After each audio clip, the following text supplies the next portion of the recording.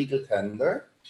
I would like to take the opportunity that everyone can present himself properly. Can we start with you, Dr. Friedman? Yes, hello. My name is Andreas Friedman. I'm a partner of Squire Patent Box, and I'm working out of Frankfurt.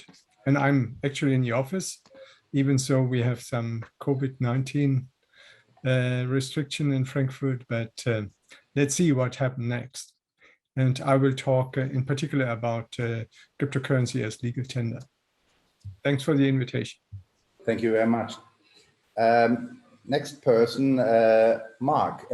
Mark Müller-Eberstein. He is several times already in digital Davos. Basically, he was never missing a digital Davos, and he helped me at the beginning to set up this event. And he's a great person, really knowledgeable in this field. And I would like, Mark, can you please introduce yourself? Carl, you're so kind. It's such a pleasure. Of course, I wish we would all be in Davos right now and get together in person. I'm originally from Germany, and I'm actually in Berlin right now instead of being in Davos.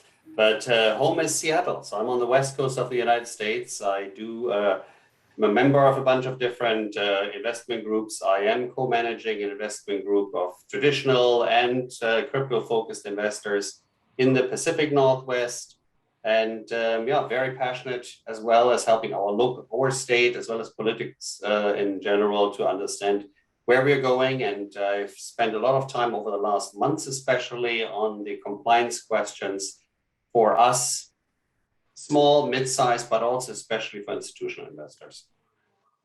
Thank you very much. And Ricardo, can you also present yourself? Yes, sure. Hi, everyone. Thank you so much for the... You're a friend from Michele? Say it again? You're a friend from Michele? I'm friend from Michele Usuelli, yes. A colleague, actually. Michele together at Milan. Yes. So, thank you very much. Yes. Please present yourself. I've been working with Michele Usuelli, that works for Emergency, for a long time. I'm a human rights activist, and I'm an Italian podcaster. I work on Bitcoin as a tool to protect human rights and financial freedoms all around the world. Thank you for the invitation. It's a great honor for me to be here with you.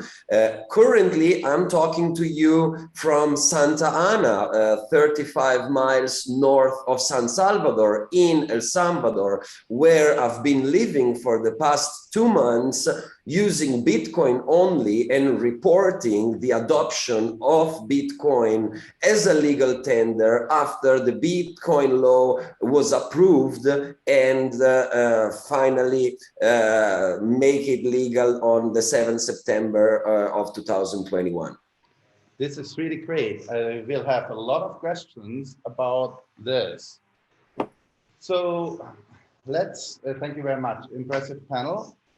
I just would like to check if we have our last panelist coming in. I beg your pardon for this.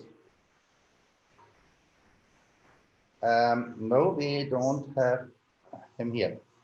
So when we start with basically taxation issues and cryptocurrencies, every country has its own law and regulation.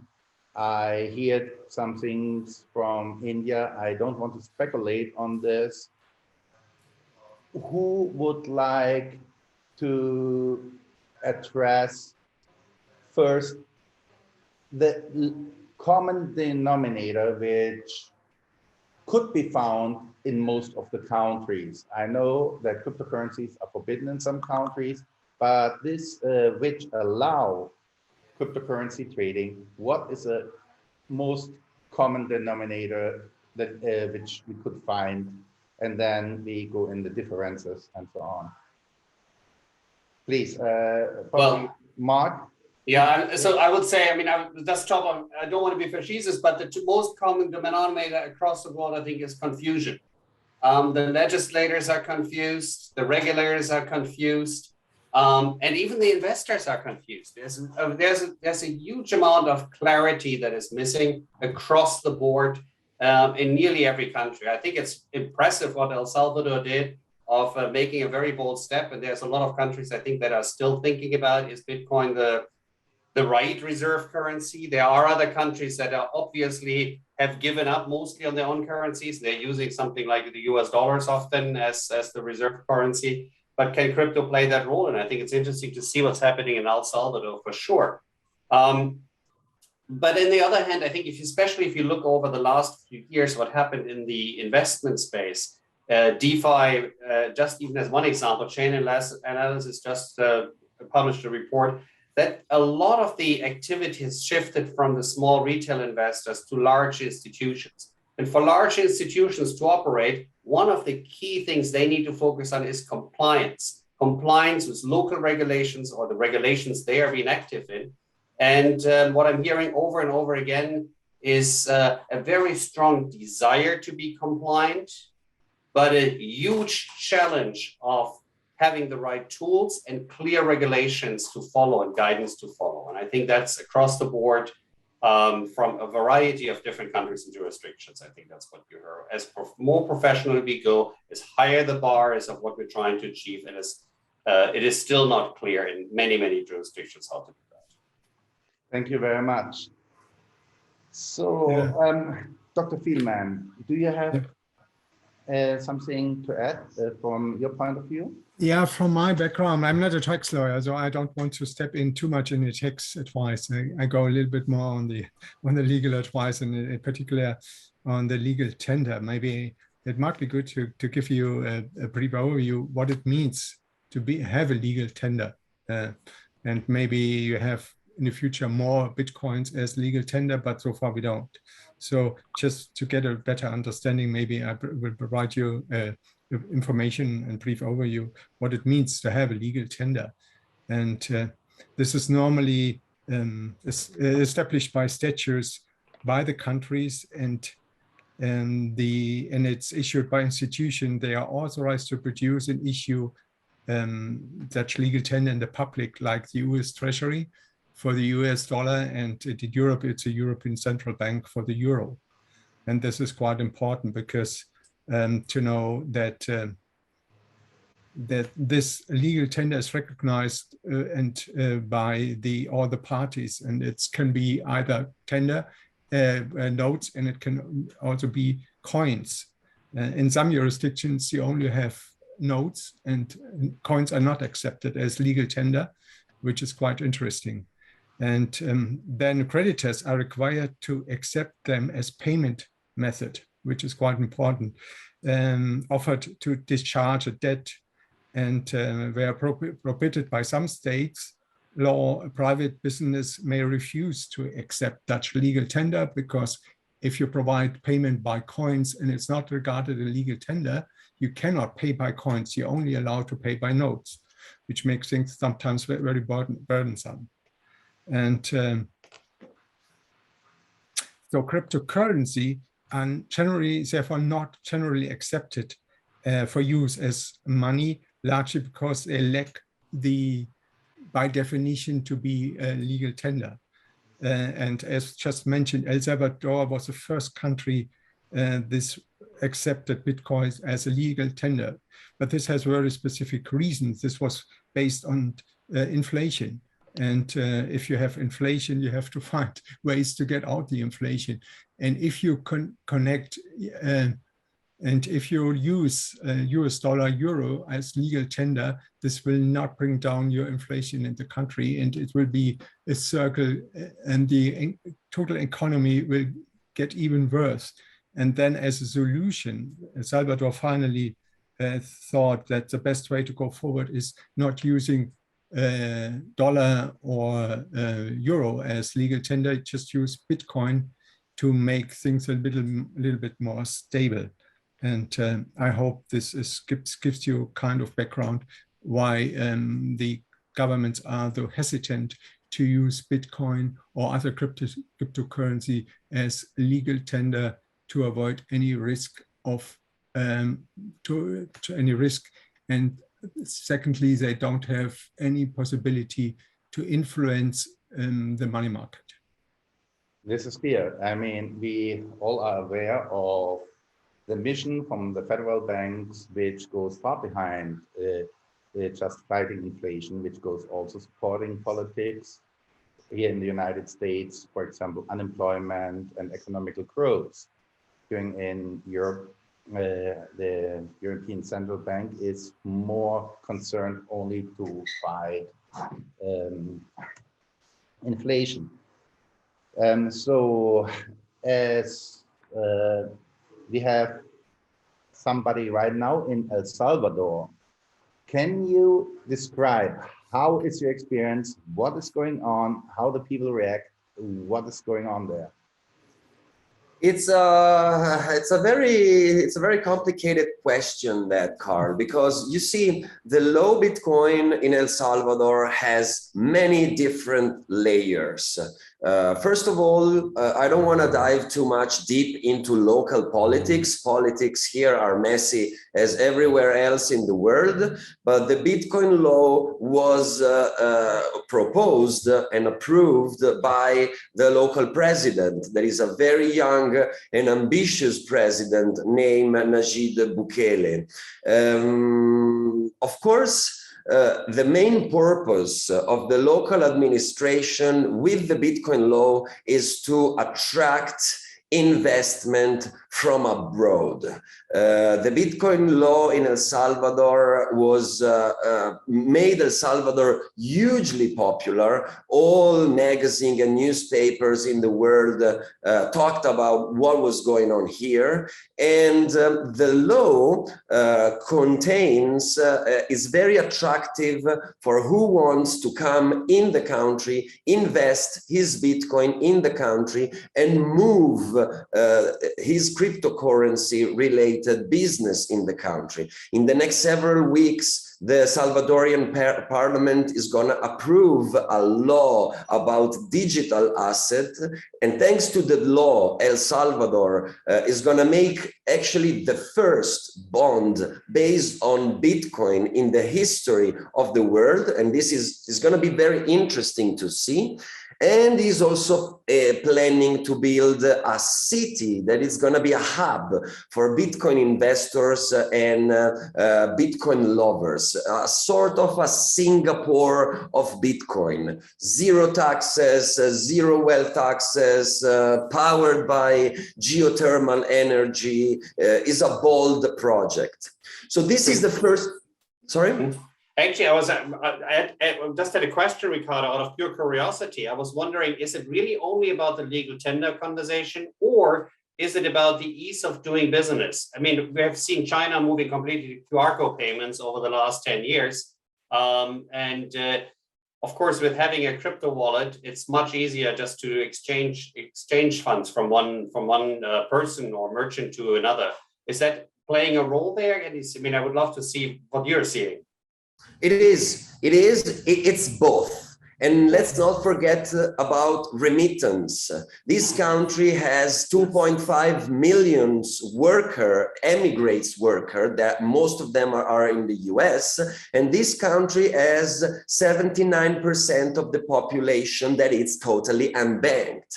So before Bitcoin, they had to rely to private services, money transfer, and those services, they often charge from 20 to 30% commission to move money in developing country as this one. Now, with an app, they can move money from their jobs to their family instantly with the Lightning Network and with almost zero fee. So it's exactly as you say, Mark, it's both ways.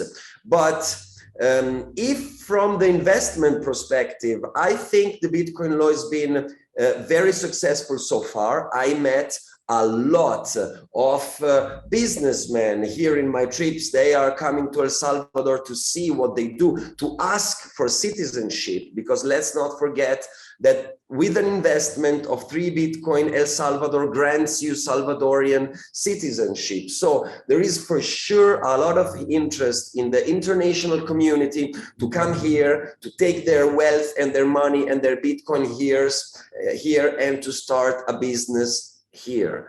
There is something completely different though, is Bitcoin as a legal tender in the population. This is a very cash-based society. They don't have any more their local currency. They are using the dollars. It's hard for them to get what Bitcoin is. There is a very lack of education, even if everyone here has a smartphone, and internet coverage in the country is basically 100%. I've been in the jungle and my mobile phone had 4 dots of LTE connection. So infrastructurally, the country is amazing and is ready for it. The population, not yet. So you have 2 legal tenders. You can pay in Bitcoin and in addition local currency. Okay. Correct. Taxation. So let's say if Bitcoin payment is a tax exempt, or is both are equal taxed if you pay in local currency or in Bitcoin? Is there any differentiation or just? For the locals, people who live in El Salvador is exactly the same. Okay.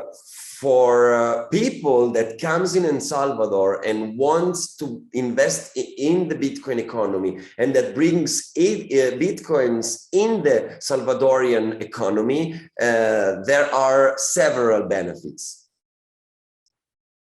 Okay, that makes sense. Yeah, because that's always a big issue about taxation. In Europe, you have a lot of discussion in each member state how the taxation of Bitcoin transactions should be made and should be taxed. Yeah, let's consider also another aspect. All Salvadorian have been given an app that is called the Chivo app, and that it's a government-made Bitcoin wallet. It's custodial, so they don't have their private keys. I don't really like that.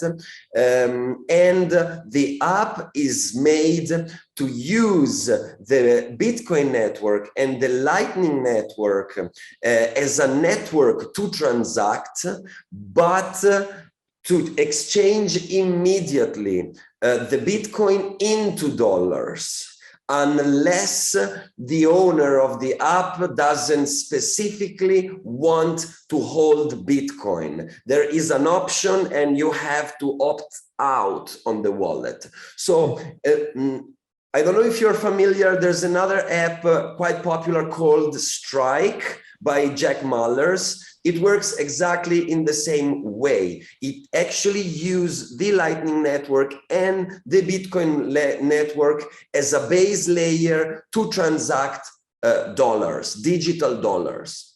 And what's about volatility? Let's say I mean, that's always the reason many governments say very, very hesitant to use Bitcoin as a legal tender because the volatility is so high. That's the major argument. Has there been any obstacles in El Salvador? No, nothing. Of course. As I just said, it depends what you do though, because if when you receive your Bitcoin, you exchange them automatically into dollar, the transaction is so fast that you basically don't feel the volatility of the cryptocurrency. If you choose, though, to store and to hold Bitcoin and to use them as a store of value, then of course you get hit by the volatility. Let's not forget that as every developing country, there is a huge part of the population that is very poor and that truly live day to day, but there is also an elite in the country, economical elite, political elite, and industrial elite. So you can clearly see already the difference from these two groups of people as they approach the cryptocurrency market, and especially the Bitcoin market. Who can store is gonna use it. Who's more poor has no clue how to do that. No, and I think what often people with the background in a Western, I would say, economy, grown up in a Western economy, where inflation has been consistent, chopping away, of course, on wealth over many, many years, is that in many parts of the world, that luxury does not exist. And bank accounts, money can be disappearing very, very quickly. There's stories from Argentina, I think, when people in the 1980s bought stereo equipment because that was the only way to store something of value versus the local currency that was devaluating on a day-to-day basis. Mm-hmm. So I think when we look at volatility, it really looks, it's what's the alternative for somebody in a specific area, right? So what are their choices? What are the choices they have to store their value, to protect potentially value? But I think the point Ricardo made earlier is what is the alternative payment cost? And if it's costing me 20, 30% to transfer money from the US to Venezuela or to El Salvador, or anyway, actually Philippines, anywhere, that's already a 30% cut. If I can basically transfer it for zero, does it really matter if the currency goes up 20%? Well, it does, or down by 20%, but it's still not worse. I'm not worse off than if I would have used the traditional payment service. Which I totally agree, but the point is here, of course, this is transaction costs and you can use cryptocurrency. But the point is, do you really have to name Bitcoin as a legal tender? That's the next question. That's a different, because then it's the only payment, normally the only payment method you can use. Here we have, and that's the reason I was asking if you can have local currency. But I mean, some countries, you correct me if I'm wrong, but I think there's some countries that have already given up on their own currency and said, well, US dollar is our legal currency. That's it. Or even in some other countries, it's the euro. That's the legal currency. There's no central bank anymore. We're not printing our own money. Then there's countries where de facto that already happened, like in Lebanon. They still have kind of their own currency, but all the transactions are happening in euro and US dollars. I totally agree, because that's the reason the European Central Bank now starts discussion about a euro coin, whatever, how they name it, and then that's a digital currency, and they use it as a legal tender in Europe. Yeah. The answer to your question, Doctor, I think is you need to make Bitcoin legal tender in a country like El Salvador because you want people to come in El Salvador and invest in the Bitcoin economy. So it's not necessary. Salvadorian people was using Bitcoin before the law as well. So the law came after. But if you want to be attractive as a technological country, then that's where the law comes handy, I think. That's an interesting point, Ricardo. I mean, countries and even areas do this for many years. They're trying to be advantage for investors to come by lower taxes in specific areas, or free education, or all kinds of subsidies or gifts that the region gives to attract investors and capital in a specific area. So what I'm hearing from Ricardo is El Salvador basically decided, okay, we want to be a center for Bitcoin and cryptocurrency potentially, make it easy for people to come here, build up, and bring their know-how and their capital into our local economy. It looks like it's an accelerator. It's one of many ways. Other countries have chosen different paths, but it looks like something El Salvador is going to experience with. Yeah, I think going a little bit back to Carl's earlier question, as well as we're looking at, I think, reserve currencies and what does this do for people, but also for larger organizations. As I said earlier, I think the whole regulation question becomes more and more important. And I think if El Salvador creates that framework, well, that might be really good for a lot of traditional institutions as they are trying to see how can I, running a large business, be compliant, at least in the jurisdiction where I am. Maybe they pick El Salvador. Malta has tried it before, Gibraltar has tried it, Switzerland, I think consistently over the last years has been really trying to create a consistent framework for companies to build their environment there. I mean, the US is unfortunately still far behind. And I think you see the different approaches in the crypto economy, how to deal with that. You have Coinbase that has been always trying to be very clear with the regulators and going the line of the US regulators at least. On the other hand, you had Binance that has moved, I don't know how many times have they moved the restrictions now, 5 times, 6 times? I don't know if they even still have one. Yeah, it has kind of worked for them, but still a lot of other areas have shut the doors, like Singapore. I think for a professional business, there is a certain level of standard they will have to apply by eventually if they want to play by the rules.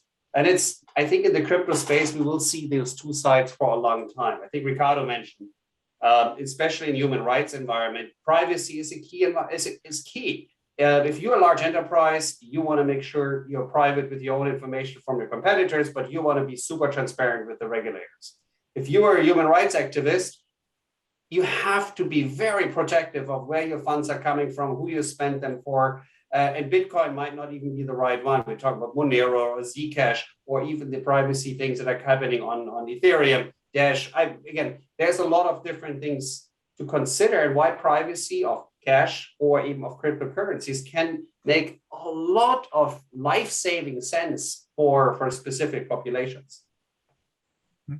Yeah, Mark, you're right. Just a quick note. I think Bitcoin with the latest Taproot update to the technology is getting way much more privacy focused. The whole development of the Bitcoin protocol is aiming at full total privacy. Let's not forget that Bitcoin is the only free protocol. All other coins you mentioned are private blockchains, private industry, and that's a weakness.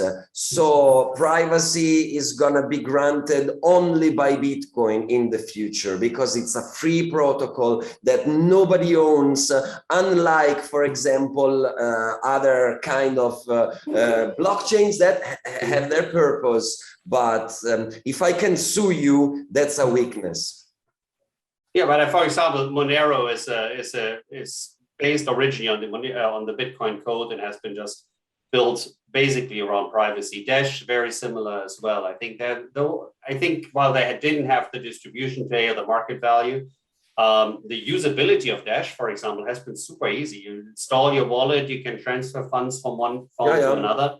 And for example, we've seen my good friend Riccardo Spagni, one of the main developers of Monero, being harassed by the US government because of the work he did with Monero. So when there is a man behind it, it's a single point of failure.